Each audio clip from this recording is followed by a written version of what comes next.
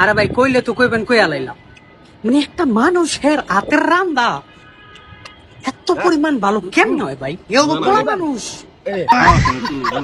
ওরে আল্লাহ, আমি ভাই একদিন আমারে মালিক রে কই, ও আল্লাহ কফিল তুই আমার একদিন কাল লিগা ছুটি দে, খালি আমি যাই বাংলাদেশে আমার মা বাপরে খাওয়াই আহি। দেখেন দেশে গেলে বাবুচির ভাত মাইরা আলাম, আমি এটা শিওর, এটা কনফার্ম। আঙ্গালাকে যে বুলু বাবুচি আছে, যেই বাবুচির আছে ভাত কিন্তু খেয়ালাম এখন কইয়া দিলাম আগের থেকে। সৌদি আরব যেমন দালালের ভাত খেয়ালাইছি, এরকম বাংলাদেশে গেলে কিন্তু বাংলাদেশের বাবুচি, আঙ্গা এলাকার বাবুচি কিন্তু ভাত মাত খেয়ালাম আমি।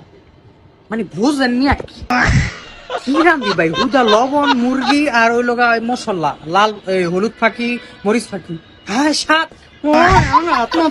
আত্মাতলায় খেয়াল লাগে ভাই। আল্লাহ তাআলা যাকে মনে করলেন চায় যে দিব, সব দিকটা দেয়। আলহামদুলিল্লাহ আলহামদুলিল্লাহ আলহামদুলিল্লাহ, মাশাআল্লাহ মাশাআল্লাহ। একদিন দাওয়াত আইসা খাইয়া যায় মুরগির গোশত, কি আনবেন জানেন? আহার টাইমে আমার বাসায় আহার টাইমে 2 কেজি গরুর গোশত লইবেন, বাদ বাকি ময় মশলা আলু মালু যা লাগে